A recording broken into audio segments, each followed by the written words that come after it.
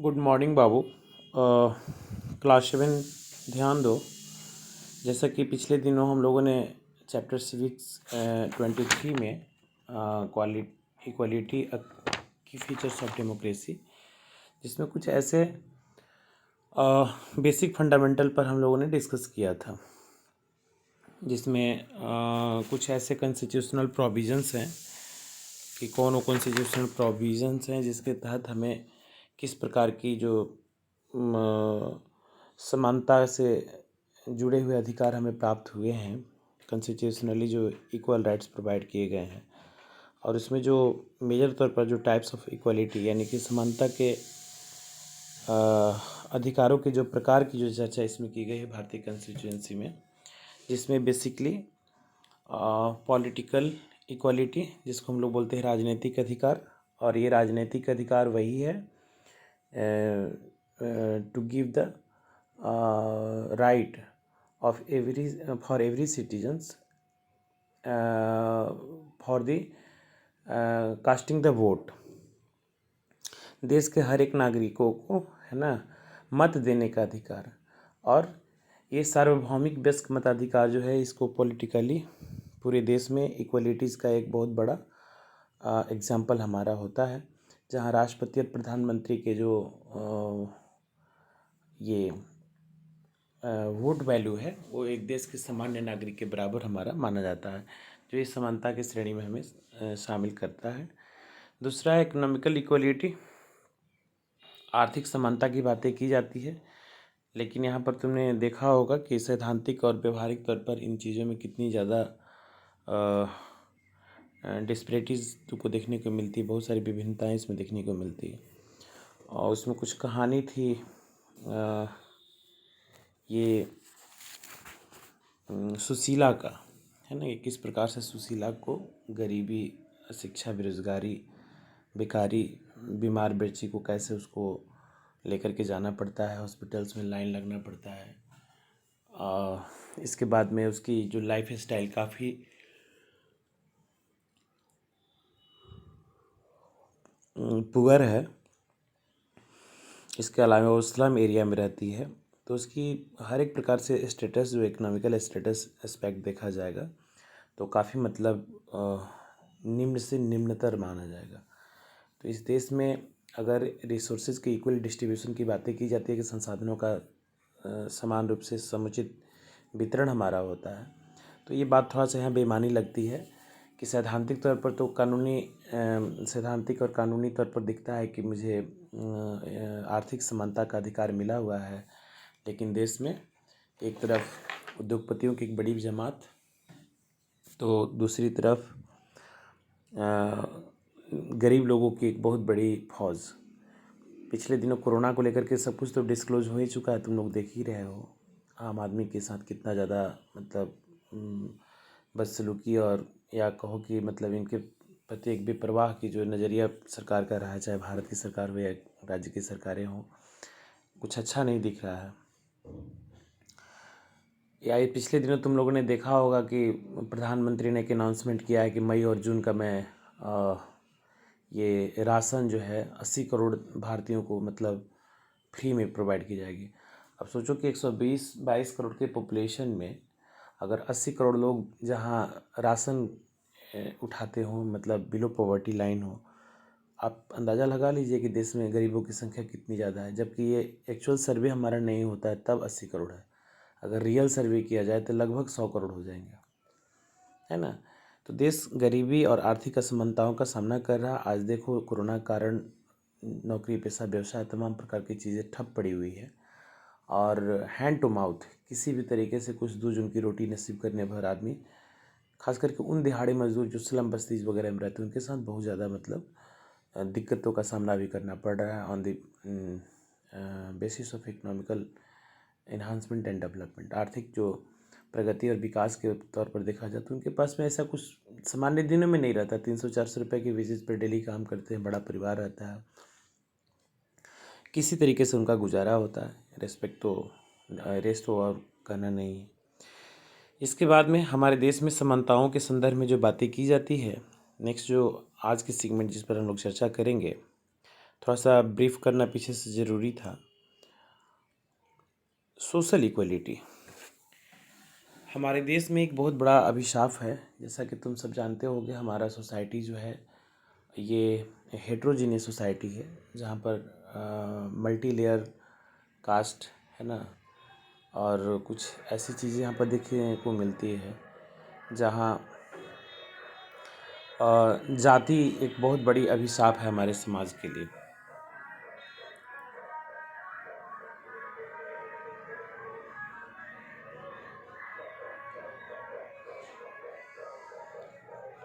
Just wait, कोई गाड़ी वगैरह जा रही है इधर से।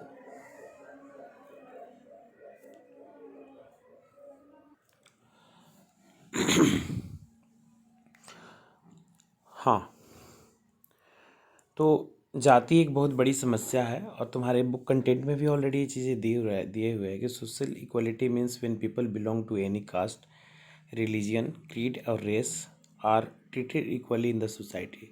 वो किसी भी धर्म से जुड़े हुए हों, किसी भी क्रीड से जुड़े हुए हों, किसी भी नस्ल से जुड़े हुए हों, या किसी भी जाति से जुड़े हुए हों, उनको इक्वली हमारा ट्रीट करना है। ये भी कुछ ऐसा ही है जैसे कि इकोनॉमिकल इक्वलिटी की बातें की जाए। सामाजिक तौर पर ये बातें का जिक्र किया गया है भारतीय संविधान में कि किसी भी जाति संवर्ग को ना ऊंच और नीच की भावना से उसको ट्रीट नहीं करना है। उसको ट्रीट करना है कि सब देश के नागरिक हैं, 18 साल प्लस या जो भी एक्टिव हो, पैसिव हो, एक कॉमन सिटीजन की तरह उनके साथ बिहेव करना है और देश के नागरिक उनको समझना है। But social equality is also not found in the true sense in India. But Bharat में वैसे ही है जैसे कि आर्थिक समानता की बातें की जा रही है। ये ट्रू सेंस में एंटरटेन हमारा नहीं होता है। और Indian society is divided in different caste and religion. ये अलग अलग धर्मों में, धर्म तो कॉमनली हिंदू, मुस्लिम, सिख, ईसाई, चार तो हम कहते ही हैं। इसके अलावा जैन, बुद्ध और कुछ ईरानियों को भी इसमें शामिल कर दो, जोथोस्टिज्म को, पार्शियन जिसको सोसाइटी कहते हैं। उसके अलावे हर एक धर्मों में अलग अलग ब्रांच देखोगे। कोई वैष्णव उपासक है, कोई शिव की उपासना करता है, कोई शिव गुरु की चर्चा करता है। मुसलमानों में जाओगे तो शिया सुन्नी मिलेंगे, सिखों में जाओगे तो सामान्य सिख और खालसा सिख मिलेंगे, है ना। ईसाइयों में भी प्रोटेस्टेंट, कैथोलिज्म, ये बुद्ध में तुम्हारा हीनयान, महायान, जैनों में श्वेतांबर, दिगंबर। तो ऐसे उसमें भी तुमको धर्म में भी देखोगे मल्टी लेयर तुमको मिलेगा। तो ये धर्म का संदर्भ रहा। और जातियों का संदर्भ जो हमारा क्लान से रिलेटेड है, जो यहाँ पर मैंने अंडरलाइन कर भी दिया है, ब्राह्मण, क्षत्रिय, वैश्य और शूद्रा। इसको यहाँ पर एक पिरामिड के थ्रू दिखाने का प्रयास किया गया है कि समाज जो है 4 वर्णों में कॉमनली विभाजित है। भारत का, भारतीय सोसाइटी की, भारतीय समाज की जो भी जाति व्यवस्था है, ये basically divided into 4 parts, classes, है ना। फर्स्ट वन इज़ दैट ब्राह्मण, दूसरा दर्जा उसको क्षत्रिय को प्राप्त है, तीसरा हमारे वैश्य हो गया, चौथा हमारे शूद्र हो गए। तो ये समाज की जो वर्ण व्यवस्था है, यानी कि जो क्लान सिस्टम जो फॉर्मेट किए हुए हैं, तो इसमें इसकी स्टेटस का अंदाज़ा इस पिरामिड से ही तुम लगा सकते हो, है ना। ब्राह्मण मैंडेटी में भी हैं, मान के चलो इनकी संख्या कम है। और चूँकि ये देश हिंदू और हिंदुस्तान है, हिंदुओं का देश है, इसीलिए इसका नाम हिंदुस्तान भी है। हिंदू का देश है जो हिंदुस्तान। तो ब्राह्मण हिंदू धर्मों में ये वैदिक सभ्यता काल से ही तुम्हारा ये क्लास 6 में भी तुम लोग थोड़ा बहुत पढ़ चुके होगे हिस्ट्री वगैरह में, है ना, कि कैसे ब्राह्मणों का वर्ण व्यवस्था को पढ़ चुके हो। एक उचित, है ना, सम्मान और एक समाज में कुछ उचित दर्जा प्राप्त है। हालांकि डिजर्व करें ना करें, इवन आई डोंट नो, कुछ कुछ जगहों पर डिजर्वेशन न के बराबर भी दिखता है, लेकिन वो कहीं ना कहीं मिसबिहेव करते हैं लोगों के साथ में। और कुछ ब्राह्मण हैं जो ज्ञानी हैं, उनको सम्मान मिलना चाहिए। इसके बाद दूसरा दर्जा मिलता है तुम्हारा क्षत्रियों का, जो राजपुत्र होते हैं, राजा का बेटा होते हैं, राजपुत्र। तीसरा वैश्य, जो बिजनेस व्यवसाय, बनिया जो भी होते हैं, जायसवाल हो, मोदी हो, केजरीवाल, टेकरीवाल, इस तरीके के जितने भी मतलब लोग हैं, या मतलब कुछ ऐसा व्यवसाय करने वाले लोग। सबसे स्थिति खराब है वर्ण व्यवस्था में हमारा शूद्राज का। शेड्यूल कास्ट और Shudras are discriminated on account of their low standard work. इनकी पहचान समाज में इनके निम्न तरीके के कार्यों से है। जैसे कि शूद्रा का संदर्भ ऐसा है कि जो अनुसूचित जातियाँ जो कुछ ऐसे उनके निम्न दर्जे के कार्य, तो वो कार्य कोई निम्न दर्जे का नहीं होता, उसका स्टेटस से उसको निम्नता और उच्चता, सुपीरियरिटी और इन्फीरियरिटी प्राप्त होती है। जैसे शूद्राज में इन पर्टिकुलर 3-4-5 जातियों का मैं जिक्र कर रहा हूँ, इससे तुम उसके वर्क स्टेटस से अंदाज़ा लगा सकते हो और इसको क्यों शूद्राज लोग कहते हैं, इसकी निम्न स्थिति क्यों है, स्टैंडर्ड लो स्टैंडर्ड वर्क क्या होता है हमारा। जैसे तुम लोगों ने नाम सुना होगा डोम जाति का, या हलखोर या मिस्तर, उसी में टाइप में आता है हमारा, या संभवतः ये नायर या नायक, नायर या नायक, भारत के कोने कोने में अलग अलग टाइटल के साथ लोग मिल जाएंगे। इनका काम स्वीपिंग करना होता है, टॉयलेट बाथरूम साफ़ करना। जब ये आजकल का जो हमारा ये सेप्टिक लैट्रिन नहीं था, उसके पहले तो ये मल उठा करके भी सर पर फेंकते थे, इनकी महिलाएं ऐसा कुछ काम करते थे। लेकिन उसके लिए सरकार ने इरेडिकेशनल एक लॉ लाया कि इसका मतलब समूल नाश हो देश में। 21वीं सदी में लोग मल ढोएं, ये अच्छा बात नहीं है। 2003 में एक अधिनियम आया था जिससे लोगों को मुक्त करके उनके लिए रोजगार के अन्य अवसर पैदा किए गए। तो एक लो स्टेटस इनका ये दिखता है यहाँ पर। मान लो कि कोबलर जाति की बातें मैं करता हूँ, मोची जाति का, तो मोची जाति का जो व्यवसायिक पेशा, पैतृक जो पेशा उनको दिखता है वो वही है, जूता बनाना, पॉलिश करना। तो जूता तो पैर में ही पहना जाता है ना। इसके बदला में पशुओं के चमड़े उखाड़ना, तो या मतलब नर्सिंग वगैरह में भी इनके यहाँ की महिलाएं जो होती है, जिसको कोबलर की जो बीबी हुई, बिहारी भाषा में महरीन लोग उसको बोलता है। ऐसे महरीन जो होती हैं ये उस तरीके का काम करती है, यानी कि प्रसव पीड़ा होने के बाद में, प्रसव कराने के बाद में बच्चे को ये करना हो, और उसके बाद में कुछ वैसे मतलब हमारे चीज़ों को डिस्पोज करना। तो ये भी एक थोड़ा सा लो स्टेटस वर्क दिखता है। वाशरमैन को देखोगे, हर एक प्रकार के गंदे कपड़े साफ़ करना, उसमें तुम्हारा श्राद्ध क्रिया से लेकर के शादी समारोह वगैरह सब चीज़ का इसमें शामिल रहता है। तो उससे उनका अंदाज़ा लगा सकते हो। इसके बाद में तुम देखोगे पासवान जाति वगैरह भी इसी में ग्रुप में आती है। तो ये इनके लो स्टेटस ऑफ वर्क के कारण इनको दलित, दलित कोई दूसरा नहीं कहा, दलित शब्द इन्होंने खुद चुना। ये कॉमनली दलित नाम से जाने जाते हैं, और दलित का मतलब हमारा होता है, term is that so called lower caste use for the address themself. ये लोग मतलब अपने आप को, है ना, संबोधित करने के लिए दलित शब्द का सहारा लेते हैं। क्योंकि इस जाति समुदाय से बिलोंग करने वाले लोगों से उनकी जाति पूछोगे ना, तो बताने में थोड़ा हिचकते हैं, और इनके टाइटल वगैरह थोड़ा सा कुछ बैलेंस सुपीरियरिटी की तरफ बढ़ता है। जैसे कि अगर कोई कोबलर कम्युनिटी का लोग मिलेगा तो अपने आप को या तो राम कहेगा या रैदास कहेगा। राम का मतलब हमारा हो गया कि ये हरिजन से संदर्भ तुम्हारा राम आया है, राम भगवान का भी नाम है। तो वैसे लोग कोबलर कम्युनिटी में अगर मान लो कि कुछ है तो विजय राम लिखेगा, तो राम से संदर्भ हुआ, गॉड से उसको बैलेंस करने का वो लोग प्रयास करते हैं।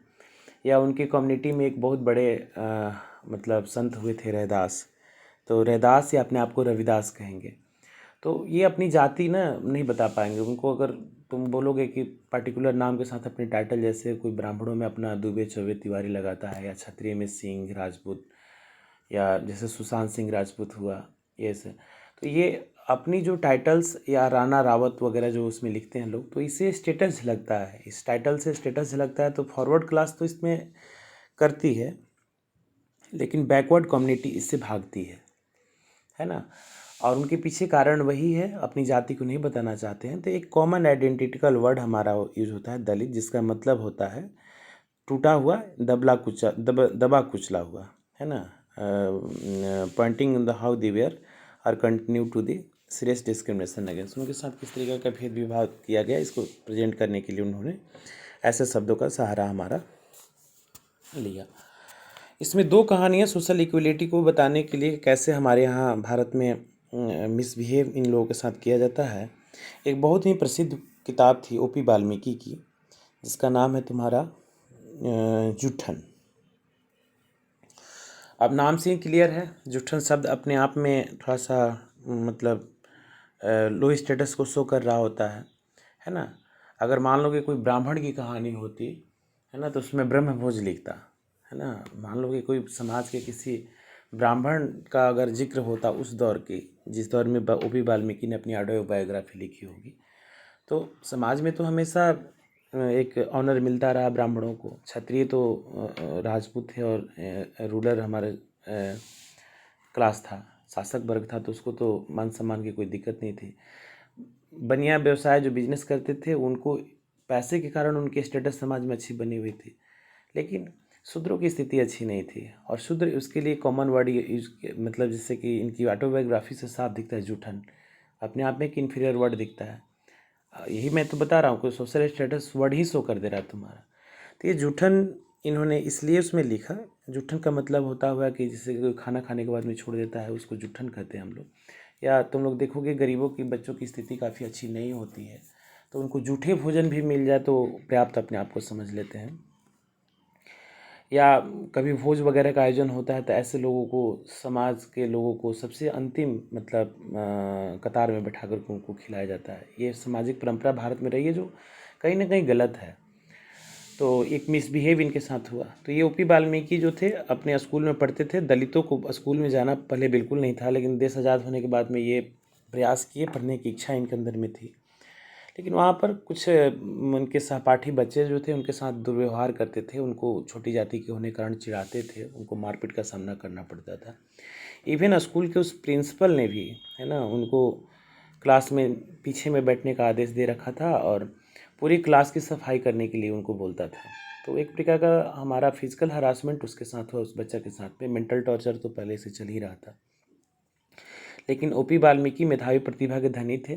इस विषम परिस्थितियों में भी अपने आप को उन्होंने पढ़ने से नहीं रोका, आगे बढ़ते चले गए और भविष्य में एक बहुत अच्छे राइटर बने, जो सामाजिक, जो सरोकार से जुड़े हुए विषयों पर लिखने वाले ओ.पी. वाल्मीकि।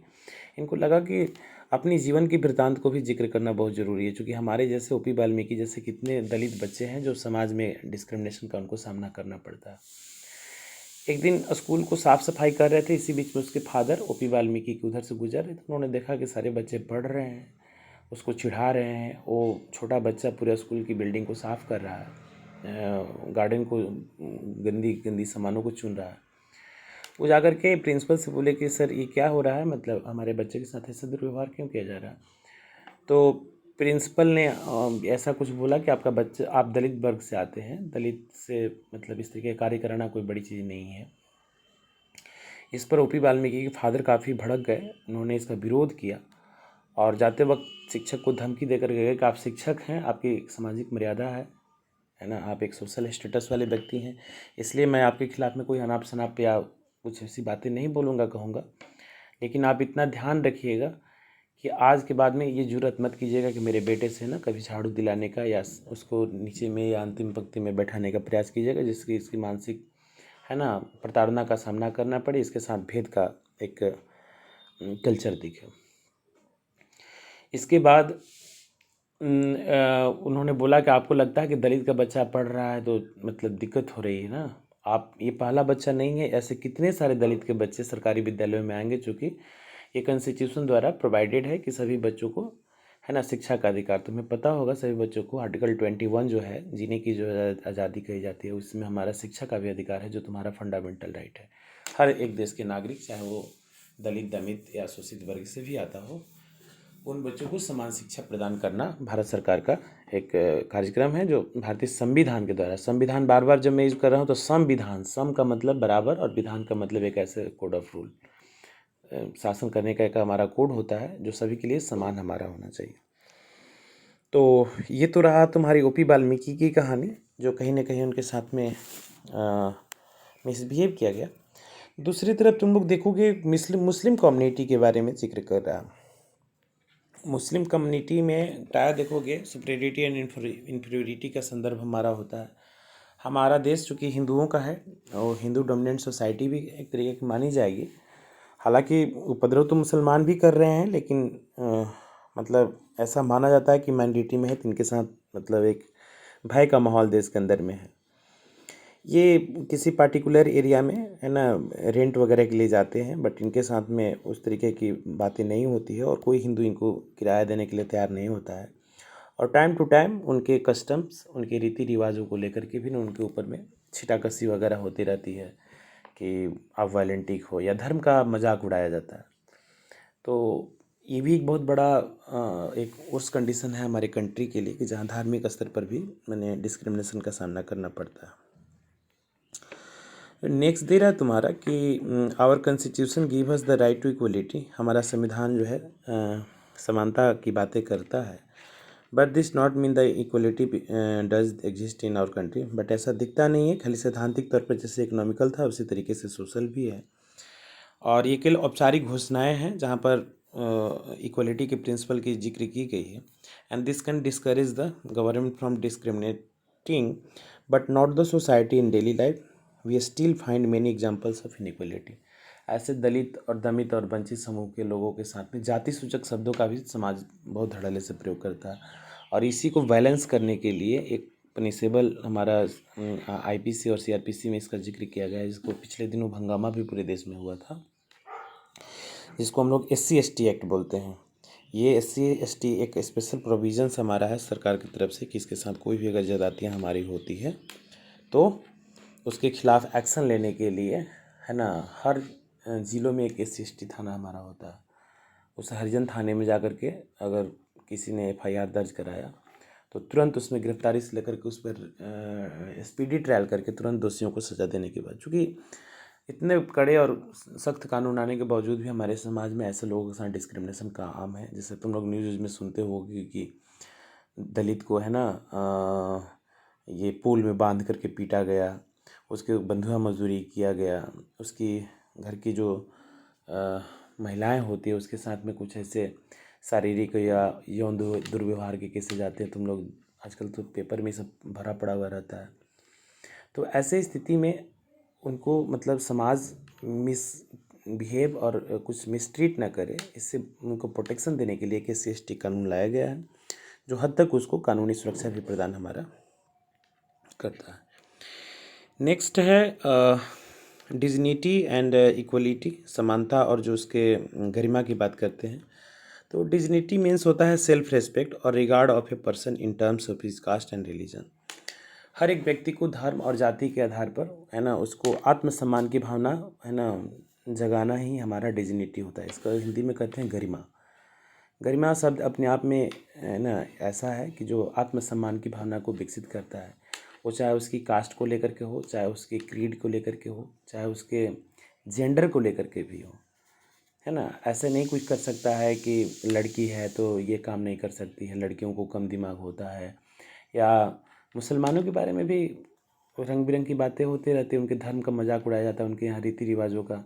जैसे उनके यहाँ बहुपत्नी का जो तुम्हारा पॉलीगेमी संदर्भ है उसका भी मजाक उड़ता है कि ये बहुपत्नी समाज वाले हैं। इसके बाद में कुछ उसमें तलाक वाला मैटर तो सामने था ही पिछले दिनों। इसके बाद में और भी डिस्प्यूटेड चीज़ें, इवन जो पर्व उर्व मनाए जाते हैं उसको भी लोग मजाक उड़ाते हैं, या उनकी जातियों का ही करके ऐसा। तो ऐसा नहीं होना चाहिए। या दलित बच्चों के साथ में जाति सूचक शब्दों का प्रयोग करना कि तुम ये हो तो ऐसे करो, ये सब बातें बहुत गंदी होती है और उसके आत्मसम्मान को ठेस पहुंचाती है। जैसे कि एग्जाम्पल के तौर पर 3 कहानियाँ मैंने ऊपर में जो जिक्र किया, OP वाल्मीकि और हिंदू मुसलमान के संदर्भ में ऐसा। So when person are treated unequally their dignity is violated. जब उनके साथ में असमानता का व्यवहार होता है तो उनकी जो गरिमा होती है वायलेटेड, यानी कि वायलेशंस होता है, उसका बहुत ज़्यादा दुत्कार होता है। And it heart haven with OP Valmiki. बस वही अंग्रेज में जो उनके साथ हुआ या मुसलमानों के साथ हुआ।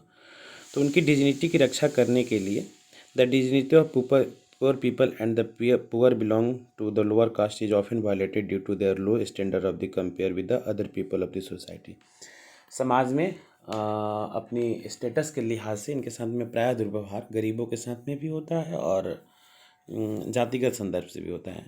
सो all the people of society deserve the same respect and dignity and there should be no feeling of inequality and we should give equal regard to all the people of our society. हमें समाज के सभी लोगों को इस प्रकार के regards मिलनी चाहिए, ऑनर मिलने चाहिए।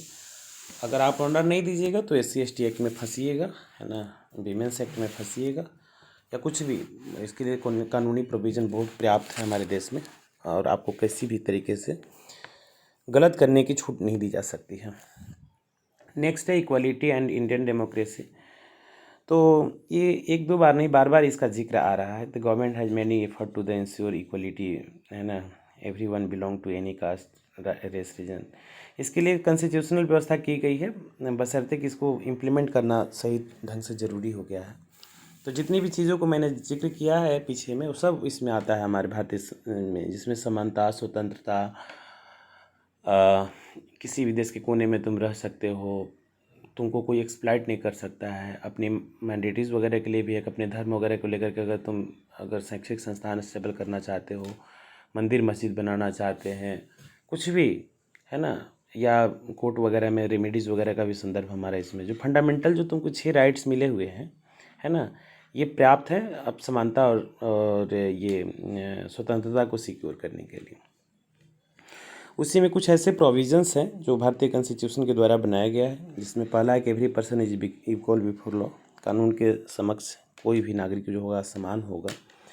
And that means from the president to the domestic worker, राष्ट्रपति से लेकर के और इस देश के जो घरेलू नौकर हमारे होते हैं उसको भी हम कानून समान घोषित करता है। No person can be discriminate on the basis of his religion, race, caste, जो भी हुआ हम लोग के साथ में, जाति, धर्म, संप्रदाय, मजहब, संस्कृति के नाम पर, या इवन उसके जन्म और उसके जेंडर के आधार पर आप उसके साथ में मजाक नहीं कर सकते हैं, और कोई भी ऐसा भेदभाव नहीं करना है आपको।